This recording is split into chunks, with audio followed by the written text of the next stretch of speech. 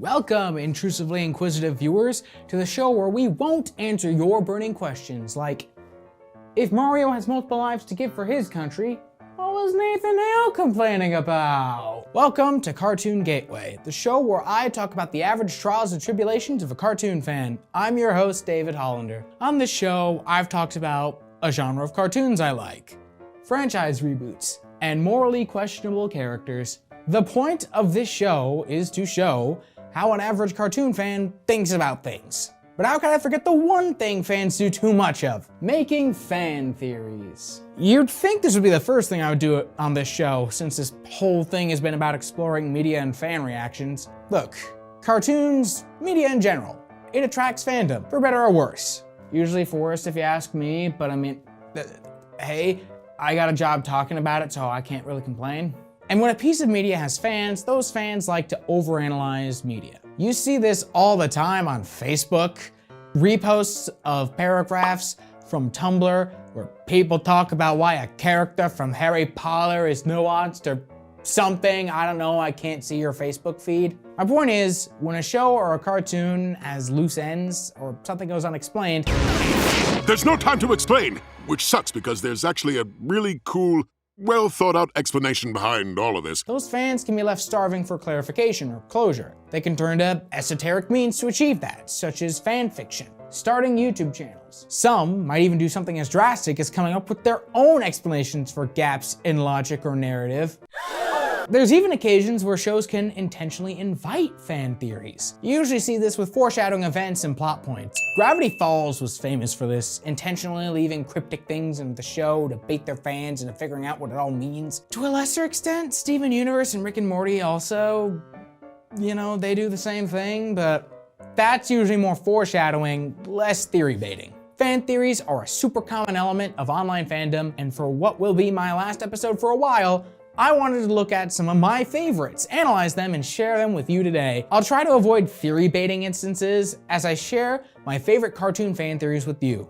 But before we do, can we take a moment to appreciate the fact that I just came up with the term theory baiting one paragraph ago? I don't think I've seen that term used anywhere else, but perfectly describes what I'm talking about.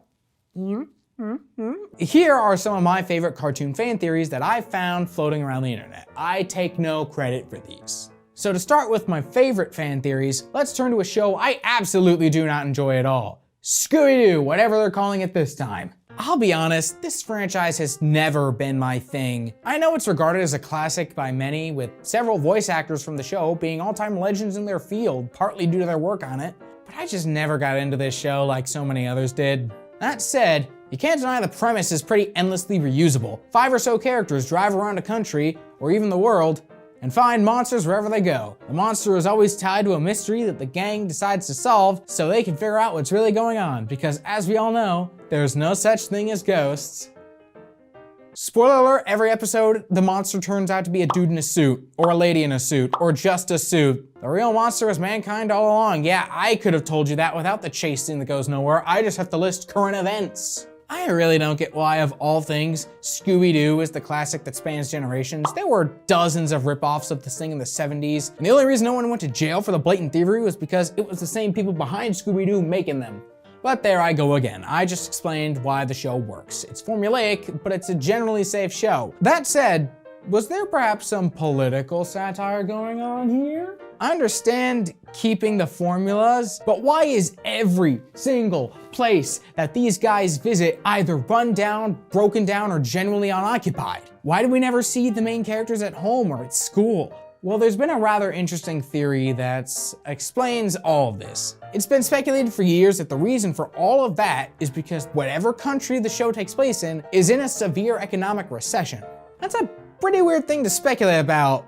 Surely they're just in America, right? These are American characters. In pretty much every iteration of the show, it's in America. But hey, who's to say this isn't some alternate version of America where a recession got really bad? That would explain the stuff I mentioned before, like why everywhere is run down, recession. Why do we never see the mystery gang in school or at home? Schools are closed and they're all homeless. Why is every villain's plan to get or keep money somehow? Recession. Why do the mystery gang never get paid for their work, even when they basically replace the police force in most of these cases? Recession. Why is it that the gang makes Shaggy subsist entirely on dog food? You guessed it, recession. At least I hope so. This is one of my favorite fan theories because while it's incredibly out there and in no way serves the show, there's absolutely nothing in the show that contradicts it. Not to mention, when Scooby-Doo debuted, where are you? It's not too far-fetched to say that if this were intentional, this would be some pretty biting social commentary about capitalism in America. It's a fun theory, at least to me, because it takes a show that I otherwise don't see much substance in and makes it a tad more cerebral. Third level, lots of luck. Like what did you say, Scoop?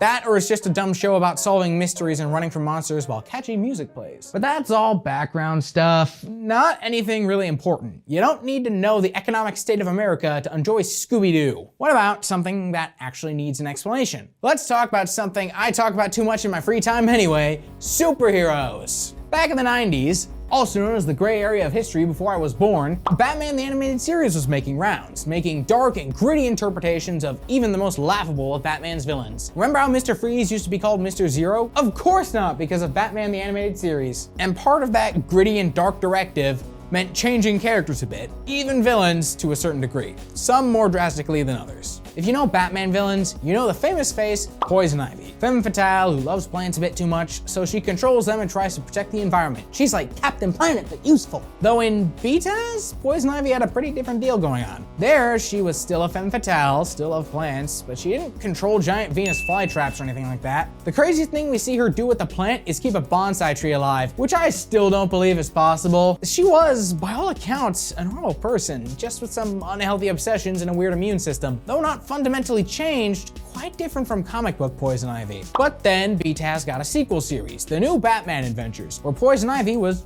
controlling giant plants, weaponizing seeds. This is basically just normal comic book Ivy. Nothing too out of the ordinary, but how did we get from point A to point B? What caused the show to backpedal on its more restrained take on Poison Ivy? Why did Ivy, of all characters, show up in the sequel to BTAS with superpowers she didn't have before? What gives? Fans have argued for years as to how Poison Ivy suddenly had the power to control plants in TNBA. And though the series had several spin-offs and sequels, none of them ever gave an answer on this. And in those early days of fandom, a common explanation arose, which is totally on brand for Ivy because a rose is a type of plant, you see. When I said the craziest thing we saw original Ivy do was keep a bonsai tree alive, that was a bit of a lie, because that overlooks a standout episode in which she was able to make entire clones of people that were made out of vegetation. This wasn't a power.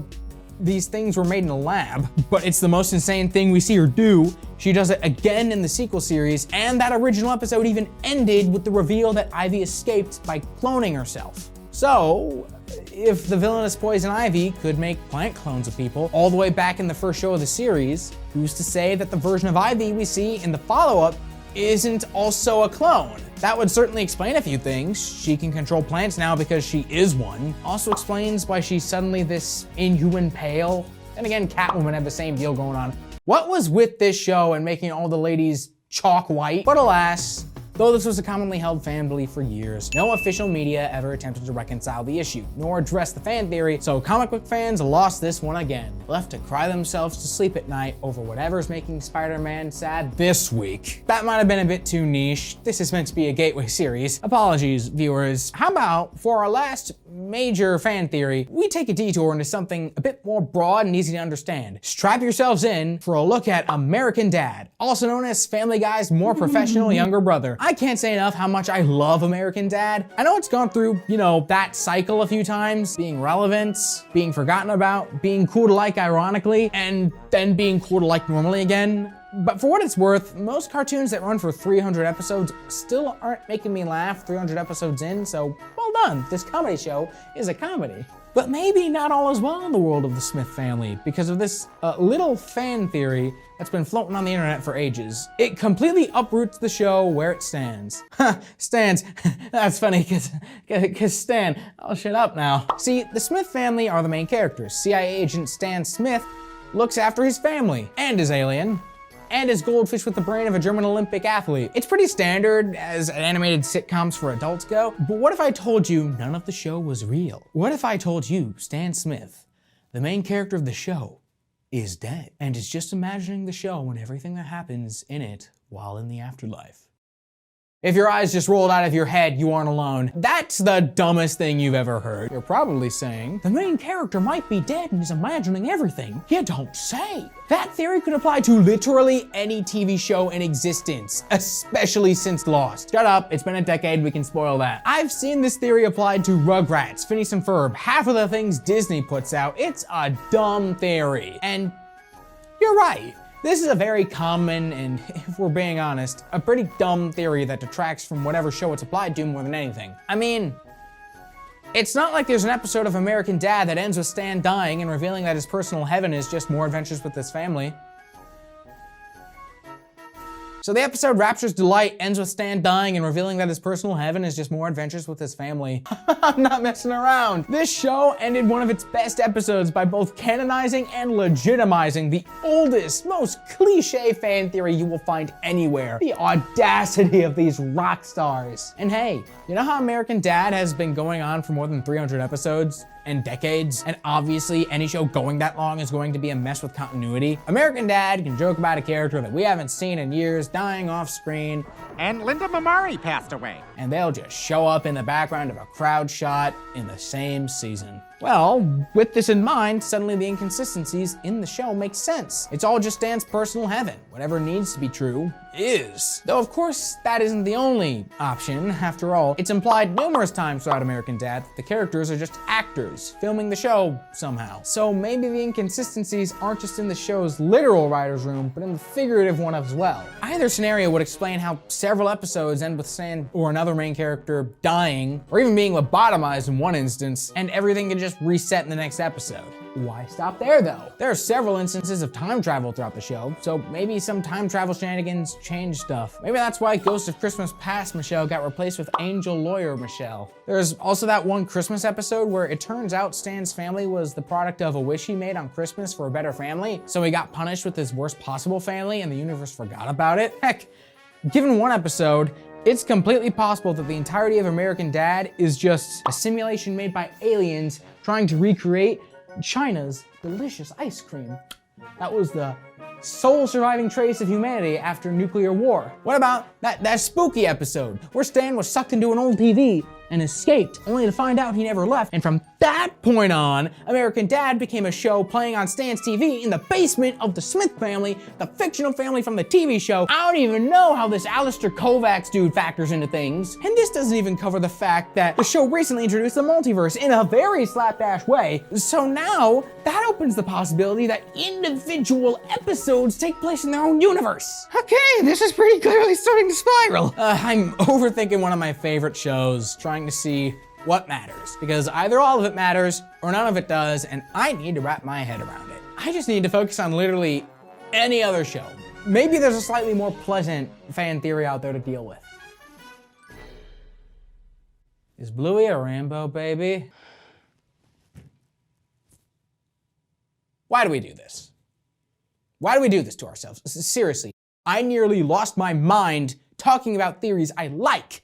And I haven't even scratched the surface of everything there is, nor have I even gone near some of the less safe for the whole family fan theories you can find out there. You're welcome, television viewers. So why do I and so many others do this to ourselves? It's a pain to think about. You have to have near encyclopedic knowledge of whatever show you're trying to talk about and make everything make sense. And it all boils down to weird things you can't even bring up in conversation, because if you do, people will look at you the way I look at the poster for Scoob. I don't love everything I watch, but when I do love something, I crave more of it. A cartoon isn't just a fleeting image, it's an experience, and sometimes I want more of that experience, especially when a show ends and things are left unanswered. Sometimes I just want closure. I don't like not knowing things. It makes me feel like an idiot. I'll accept being an idiot any day of the week. I refuse to feel like one. And hey, when it's not hurting my head to think about, sometimes it can be fun to theorize. Maybe I'll figure something out ahead of time, or maybe answer something the writers haven't even thought of. Look, my interest in fan theories began when I was crazy young. It wasn't even for a cartoon. I was watching Power Rangers, saw a guy with the blue shirt, and said, I bet he'll turn out to be the Blue Ranger. Some episodes later, I turned out to be right about that. Was it dumb and predictable? Yes, But I like feeling smart about things, and I know I'm not alone. Cartoons, TV shows, movies, books, video games, media in general, it's all experiences at the end of the day. And when I have an experience, I want to understand it. I'm just trying to see what matters, because either all of it matters or none of it does. And I need to wrap my head around it. So the next time you see someone on a message board or YouTube channel ranting about how, I don't know, Futurama and Disenchantment exist in the same universe, or how Winnie the Pooh is about different types of mental sickness, or that Dr. Doofenshmirtz is Phineas's real dad in Phineas and Ferb, or something equally implausible like that, just know where that person is coming from. We love to find meaning where there probably isn't any. All of us, people. I'm David Hollander, and this has been Cartoon Gateway. Tune in next time, where we won't answer your burning questions like, is Yoshi the name of the species or just the green one?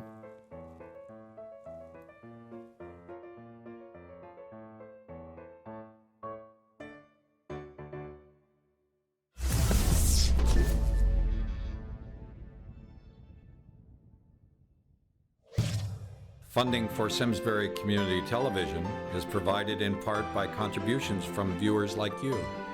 Thank you.